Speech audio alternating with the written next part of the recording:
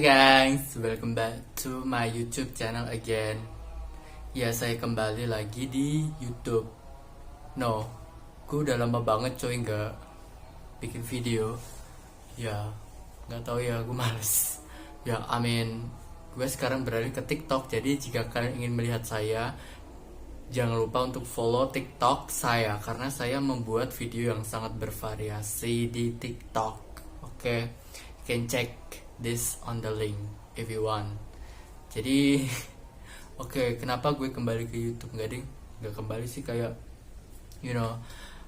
my god, gimana ya, gue mau cerita tentang like something happened to me yang which is itu nggak terduga sama sekali, yang mana gue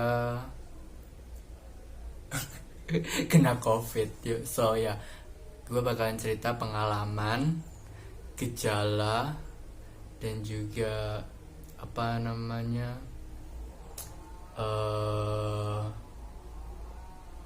isolasi. Isolasi, tapi kayak yang gue rasakan ketika gue mengalami COVID. Oke, jadi di video kali ini gue bakal memaparkan semuanya tentang COVID buat kalian khususnya. Oke. So, jadi yang pertama yaitu tentang gejala awal. Nah, gue kan waktu itu pas hari Selasa 2 minggu yang lalu tepatnya, itu gue ngerasa kayak panas, dingin, gue lemes, dan gak tahu itu kayak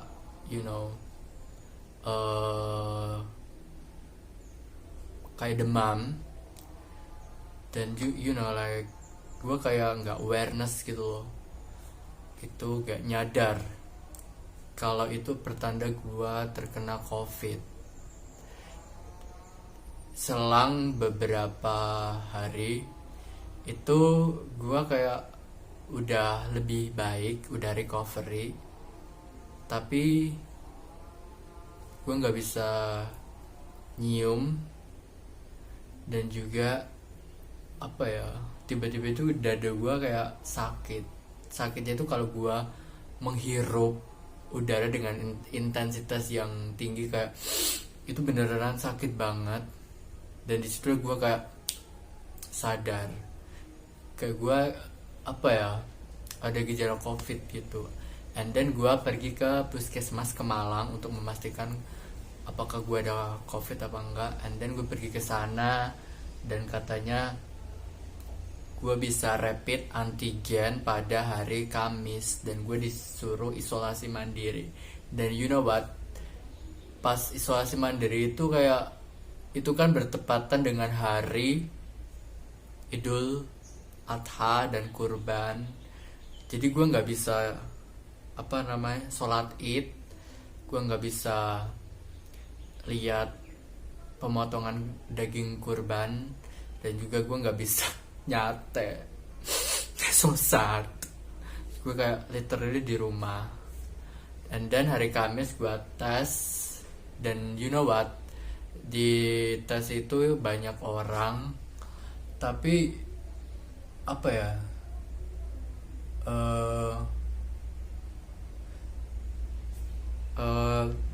tes itu kayak banyak orang dan kebanyakan orang tua. Dan gue lihat kayak, mohon maaf ya, kayak gak fit, badannya kayak gak fit. Jadi gue lihat ada orang dengan kursi roda, bapak-bapak, terus kayak gue lihat orang tua kayak acap kali setiap menit itu kayak kayak minyak telon gitu di hidungnya gitu loh. And then anak muda juga, ya variasi lah. Nah, pas ditanya gue gejalanya apa, ya udah gue awalnya bilang gue pernah kena demam, dan sekarang gue nggak bisa hirup, maksudnya nggak bisa nyium, sama rada sakit dada gue, terus batuk. And then semua itu kan langsung nyingkir, gengs. ya langsung nyingkir, hack. And then gue pulang setelah rapid, dan itu adalah pertama kali gue rapid antigen, yang which is literally gue kan nggak bisa ngebayangin kayak itu ya, nggak apa sih, kayak rapid itu kayak dimasukin ke hidung itu kayak gue nggak bisa ngebayangin itu kayak pertama kali, dan gue kayak bereaksi dengan menolak. Itu sih yang gue rasain pas pertama kali rapid. And then gue pulang, dan kayak gue aslinya kayak menyadari gue bakalan positif covid, soalnya gue nggak bisa nyium, dari gue perih, sakit, dan juga gue juga ada gejala demam sebelumnya. Nah setelah itu gue dapat pemberitahuan kalau ya I'm positif covid. Dan hal yang tidak terduga lagi adalah, nah pas waktu itu gue dijemput coy. Gue nggak tahu kalau apa namanya itu isolasi terpusat, harus dipusatkan dan juga harus dijemput. Ya gue dijemput pakai ambulan, dan dan juga gue pokoknya gue nggak tahu kalau itu gue bakalan dipusatkan dan dijemput dan harus pergi ke isolasi terpusat, tepatnya waktu itu ada di GOR Gelar Sena di Klaten ya. Dan juga pokoknya nggak terduga gue pergi ke sana gitu. Dan ternyata yang positif itu ada 2. Jadi yang diangkut pakai ambulans puskesmas Kemalang itu ada 2 orang, yaitu gue sama Bapak Toto yang dari Pasar Kembang itu. And then sampai di GOR, terus juga abis itu ada pendaftaran administrasi. Terus gue ditanya yang dirasain apa, gue bilang gue waktu itu lemas, gak bisa nyium, sama dada gue sakit kalau gue menghirup udara dengan intensitas tinggi, kayak perih lah tuh. And then gue bermalam di sana gitu sih. Dan juga setelah itu ada kebijakan baru bahwa yang isolasi mandiri itu dipindahkan ke asrama haji Donohudan di Boyolali itu. Soalnya gue bersyukur banget dipindahin, soalnya di GOR itu kan cuman ke GOR terus disekat-sekat gitu, ada 100 kamar. Nah awalnya itu paginya itu gue lihat ada sekitar 25. Nah pas siangnya itu nambah jadi 40 orang. And then kita dipindahin ke asrama Donohudan di Boyolali. Terus habis itu alhamdulillah gue isolasi cuma 5 hari di sana, yang which is katanya itu pokoknya maksimal 14 hari, dan juga dan juga harus negatif ya. And then gue 5 hari di sana di asrama Donohudan. Gue di sana itu beneran kayak sumpah kayak ya ada kegiatan sih, tapi gue nggak kenal siapa-siapa. Terus gue di sana kayak cuma di kamar. Untung kamar itu ber-AC, jadi di sana itu ada kamar di setiap kamar itu ada AC gitu sih. Jadi fasilitas di asrama haji di Boyolali itu sangat memadai, dan nakesnya itu pelayanannya juga bagus. Terus tiap ada keluhan pasti ditampung. Jadi ada grup WA, kita dimasukkan ke grup WA, dan abis itu setiap kali ada keluhan apa itu pasti akan diberikan obat. Nah abis itu gue cuman pas keluhan gue nggak minta apa-apa sih, cuma minta masker sama minyak kayu putih. Udah itu, gue nggak mau kebanyakan minum obat itu. itu aja. Jadi gue kayak trying to healing myself gitu sih, kayak mencoba untuk kayak penyembuhan diri lewat secara alami tanpa obat-obatan gitu. Jadi gue di sana kegiatannya yaitu gue bangun pagi, terus kadang sholat subuh, jarang sih. Terus juga kadang gue mandi, sarapan, dan gue berjemur dan olahraga. Sekarang gue udah mulai olahraga, gengs, ya. Dan juga setelah itu gue ya kegiatannya kayak biasa, gue kebanyakan kayak tidur, makan, udah itu. Terus juga gue dikasih multivitamin, suplemen gitu sih. Nah pas hari H itu kan gue udah 5 hari. Peraturannya itu adalah setiap 5 hari itu boleh swab, boleh rapid gitu. Gue itu kan swabnya hari Selasa, gue nggak hari Selasa dan Kamis. Jujur pas gue kan kayak baru sementara di asrama haji itu, dan gue kayak ngerasa belum fit, dan parahnya gue belum bisa nyium ya. Nah gue minta diundur lah untuk tes rapidnya, dan ternyata nggak bisa. Gue udah terdaftar bahwa gue harus melaksanakan tes rapid pada hari Selasa, dan gue kayak pede nggak pede sih, soalnya gue nggak bisa nyium dan orang di sana tuh kelihatan sehat, bugar gitu sih. Dan tau lah pokoknya gue berserah diri, gue pasrah ya, dan gue rapid. Nah yang rapid itu kayak gimana, gue ditusuk 2 hidung. Gue disitu kayak nangis, pokoknya kayak dalam banget, dan kayak sakit gitu, kayak perih-perih sakit, pengen batuk, kayak nggak bisa bayang lah itu, kayak nangis gue rapid. Masanya 2 hidung cuy, mana dalam lagi. And then setelah itu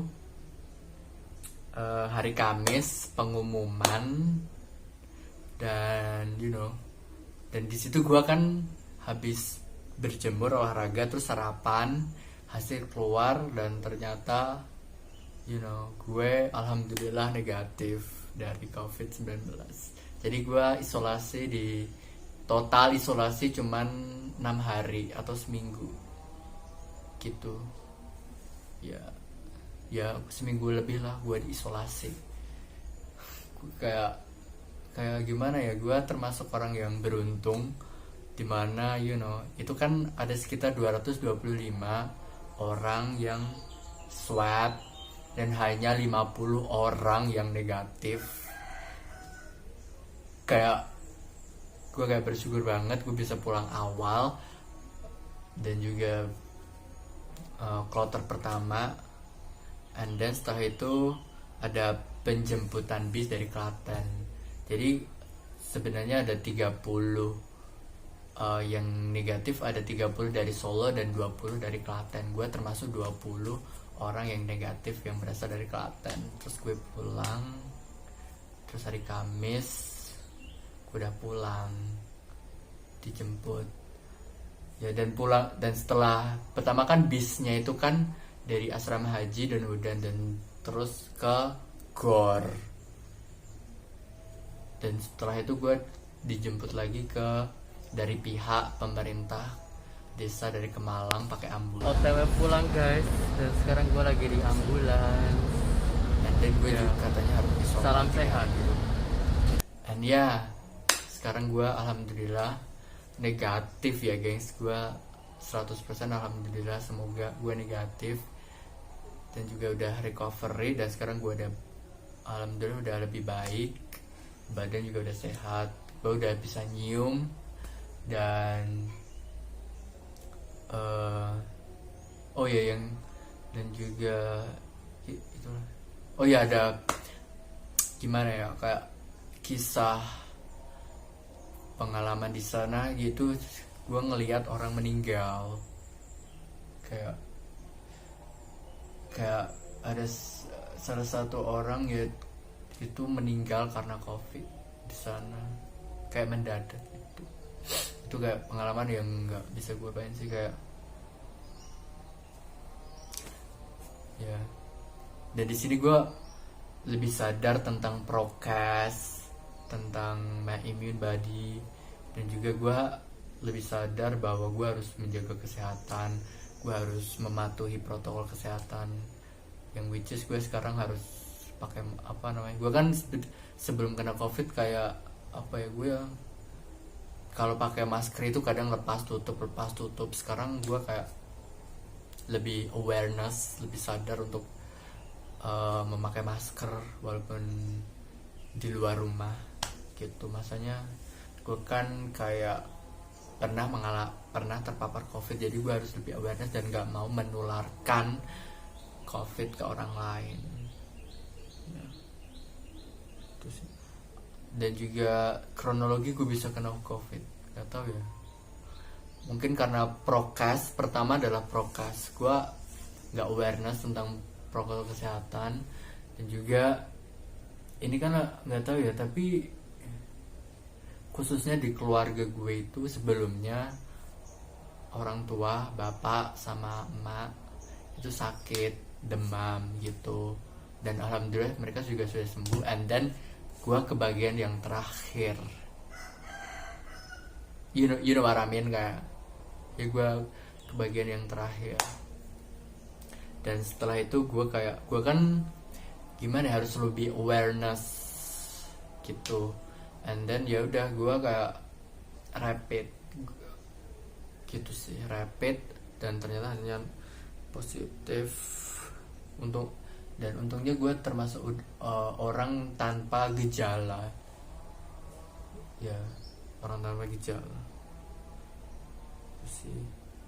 Jadi ya itulah peristiwa, pengalaman, kronologi, dan gejala dari COVID-19. So ya, saya harap kalian menyukai video saya. I hope so. I don't know, maybe you are will skip, or maybe you didn't watching till the end, but who cares. Ini adalah kisah pengalaman gue terkena COVID-19. Untuk para kalian semua harus tetap waspada, prokesnya harus terpenuhi, jangan stres. Terus juga yang paling penting adalah gue selama COVID itu makan harus banyak, harus, emang bener sih kata dokter Tirta, makan harus banyak.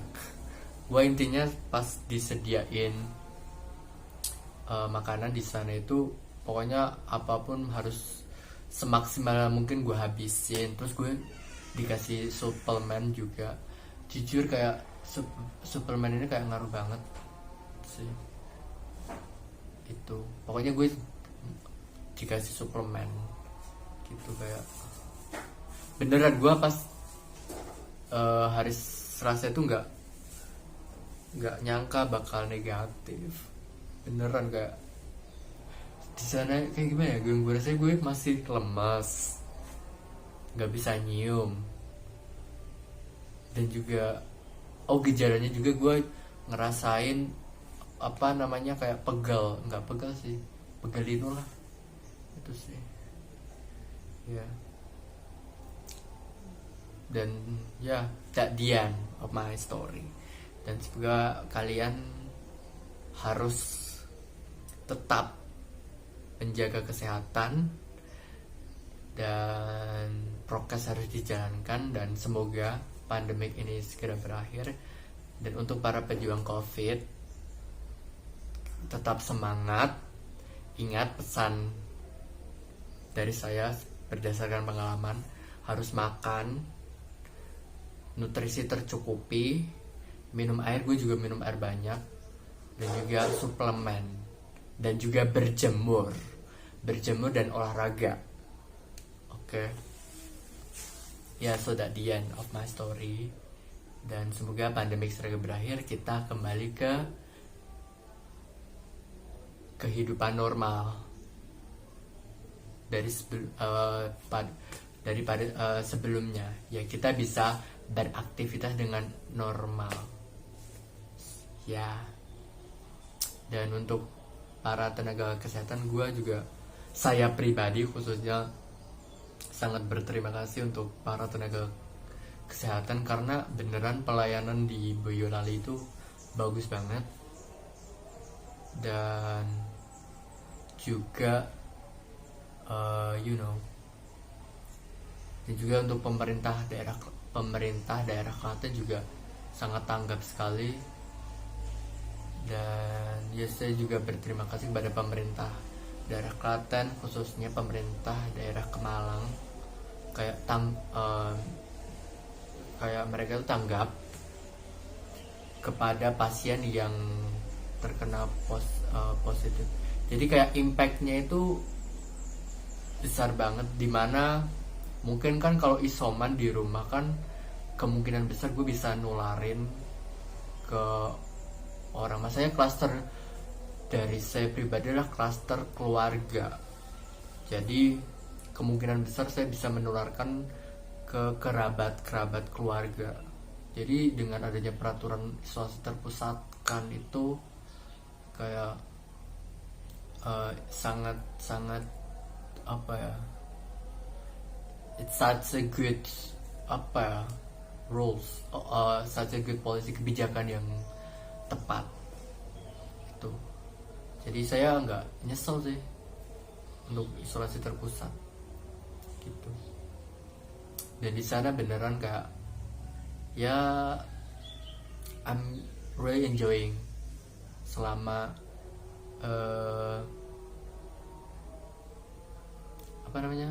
selama saya isolasi terpusat ya. Pokoknya itu adalah pengalaman yang tidak akan saya lupakan gitu. So ya, datian. Dan jangan lupa untuk jaga kesehatan teman-teman. Oke, salam sehat. Dan juga semoga pandemik segera berakhir ya. So udah segitu dulu video dari saya. Jangan lupa untuk like, comment, subscribe, and